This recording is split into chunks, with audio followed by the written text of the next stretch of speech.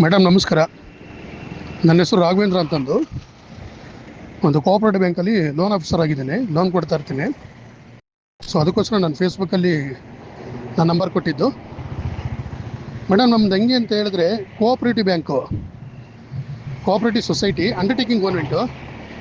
ನಮ್ಮದ್ರಲ್ಲಿ ಬಡ್ಡಿ ಇರೋದಿಲ್ಲ. ಅವರು ಮುಂಚೆಯಿಂದನೂ, ಯಾಕೆಂದರೆ ನಾವು ಅದನ್ನು ಅಬ್ಜೆಕ್ಷನ್ ಮಾಡೋಕ್ಕೆ ಹೋಗಿಲ್ಲ, ಅದನ್ನು ಕೇಳೋಕ್ಕೆ ಹೋಗಿಲ್ಲ. ನಮ್ಮ ಫೌಂಡರ್ ಏನಿದ್ದಾರೆ ಅವ್ರು ಮುಂಚೆಯಿಂದನೂ ಇದೇ ರೀತಿ ನಡ್ಸ್ಕೊಂಬಂದಿರೋದು. ಈಗ ಫಾರ್ ಎಕ್ಸಾಂಪಲ್ ಬಡ್ಡಿ ಇಲ್ದಲೇ ಹೆಂಗೆ ಕೊಡ್ತೀರಾ ಅಂತ ಎಲ್ಲರಿಗೂ ಇದಾಗುತ್ತೆ, ಆಶ್ಚರ್ಯ ಆಗುತ್ತೆ. ಈಗ ಫಾರ್ ಎಕ್ಸಾಂಪಲ್ ಅವ್ರು ಏನಾದ್ರು ವಾಟೆವರ್ ಏನಾದ್ರು ಮಾಡ್ಕೊಳ್ಳಿ, ಅವರು ನಮಗೇನೋ ನಮ್ಮ ಕೆಲಸ ನಮಗೆ ಮೇನು. ಫಾರ್ ಎಕ್ಸಾಂಪಲ್ ನಾನು ರಾಘವೇಂದ್ರ ಅವರು 2 ಲಕ್ಷ ಲೋನಿಗೆ ಅಪ್ಲೈ ಮಾಡಿದ್ದಾರೆ ಅಂತ ಹೇಳಿದ್ರೆ, ಅದು ಥ್ರೂ ಬೈ ಅಕೌಂಟ್ ಮೂಲಕನೇ ಬರೋದು. ತಮಗೂ ಗೊತ್ತು, ಇವಾಗ ಯಾರು ಚೆಕ್ ಆಗಲಿ ಕ್ಯಾಶ್ ಆಗಲಿ ಕೊಡೋದಿಲ್ಲ, ಲೋನು ಬೈ ಥ್ರೂ ಅಕೌಂಟ್ ಮೂಲಕನೇ ಬರೋದು. ಅವರು ಅಲ್ಲಿ ಸರ್ಕಾರಕ್ಕೆ, ಗೌರ್ಮೆಂಟಿಗೆ ಲೆಕ್ಕ ಕೊಡಲೇಬೇಕು, ಯಾರೇ ಟ್ರಾನ್ಸ್ಫರ್ ಆಗಿದೆ ಎಷ್ಟು ಏನು ಅಂತ ಕೊಡಲೇಬೇಕು. ಸೊ ಇವರು ಮುಂಚೆಯಿಂದನೂ ಇದು ಮಾಡ್ಕೊಂಡಿದ್ದಾರೆ. ಇದು ಓಪನ್ ಆಗಿ ಹೆಚ್ಚು ಕಮ್ಮಿ ಒಂದು 48-50 ವರ್ಷ ಆಗಿದೆ ಬ್ಯಾಂಕು. ಶಿವಮೊಗ್ಗದಲ್ಲಿ ಹಳೇದು, ಪಟ್ಟಾಭಿರಾಮ್ ಅಂತ ಒಬ್ಬರು ಇದ್ದರು, ಅವರು ಸ್ಟಾರ್ಟ್ ಮಾಡಿದ್ದಿದ್ದು. ಹಳೆ ಬ್ಯಾಂಕ್ ಇದು ಶಿವಮೊಗ್ಗದಲ್ಲಿ, ಸೌರಭ ಕೋಆಪರೇಟಿವ್ ಸೊಸೈಟಿ ಅಂತಂದು. ಅವರು ಲೋನ್ ನಮಗೇನು ಕೊಡ್ತಾರೆ ಅದಕ್ಕೆ ಅವರಿಗೆ ಟ್ಯಾಕ್ಸ್ ಬೀಳೋದಿಲ್ಲ ಮೇಡಮ್. ಫಾರ್ ಎಕ್ಸಾಂಪಲ್ ರಾಘವೇಂದ್ರ ಅವ್ರಿಗೆ ನಾನು 2 ಲಕ್ಷ ಲೋನ್ ಕೊಟ್ಟಿದ್ದೀನಿ ಅಂತ ಹೇಳಿದ್ರೆ, ರಾಘವೇಂದ್ರ ಒಬ್ಬ ಬಡವ, ಅವನಿಗೆ ನನ್ನ ಇನ್ ಕೇಸ್ ನಿಮಗೆ 1 ತಿಂಗಳು 2 ತಿಂಗಳು ಕಟ್ಟೋದಕ್ಕೆ ಆಗಲಿಲ್ಲ ಅಂದರೂ ಕೂಡ, ನಾವೇನು 4 ಜನ ನಂಬರ್ ಕೊಟ್ಟಿರ್ತೇವೆ, ಲೋನ್ ಆಫೀಸರ್ ನಾನು ಪ್ಲಸ್ ಒಬ್ಬರು CCR ಕಸ್ಟಮರ್ ಕೇರ್ ರೆಪ್ರೆಸೆಂಟೇಟಿವ್ ಅಂತ ಒಬ್ಬರು ಇದ್ದಾರೆ ಅವ್ರದ್ದು, ಪ್ಲಸ್ ಒಬ್ಬರು ಮ್ಯಾನೇಜರು, ಪ್ಲಸ್ ಕ್ಯಾಶಿಯರ್, 4 ಜನ ನಂಬರ್ ಕೊಟ್ಟಿರ್ತೇವೆ.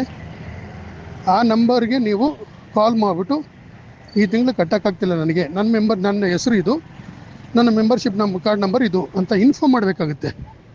ಇನ್ಫಾರ್ಮ್ ಮಾಡಿದ್ರೆ ಸಾಕು.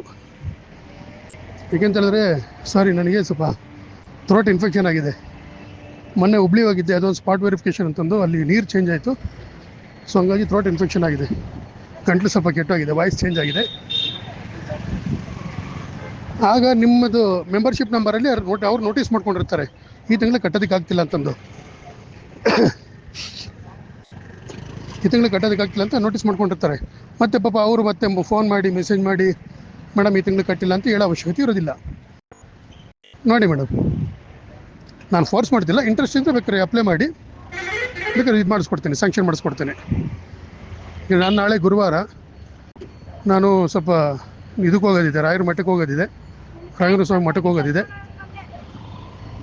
ನೋಡಿ, ಬೆಳಿಗ್ಗೆ 9 ಗಂಟೆ ಅಷ್ಟೊತ್ತಿಗೆ ನೀವೇನಾದರೂ ಡಾಕ್ಯುಮೆಂಟ್ಸ್ ಎಲ್ಲ ಕಳಿಸ್ಕೊಟ್ರೆ ಫಸ್ಟು ನಾನು ಅದು ವೆರಿಫೈ ಮಾಡಿಬಿಟ್ಟು ನಾನು ಇಮಿಡಿಯೇಟ್ ನಾನು ನಿಮಗೆ ಮೆಸೇಜ್ ಮಾಡ್ತೇನೆ, ಮೇಡಮ್ ಓಕೆ ನೀವು ಅಮೌಂಟ್ ಕಳಿಸ್ಕೊಡ್ಬೋದು ಅಂತಂದ್ರೆ. ನಾನು ಫಸ್ಟೇ ಅಮೌಂಟ್ ಕೇಳ್ತಾ ಇಲ್ಲ, ಹೇಗಂತ ಹೇಳಿದ್ರೆ ನಾನು ನಾಳೆ ಮಧ್ಯಾಹ್ನದ ಮೇಲೆ ಇರೋದಿಲ್ಲ.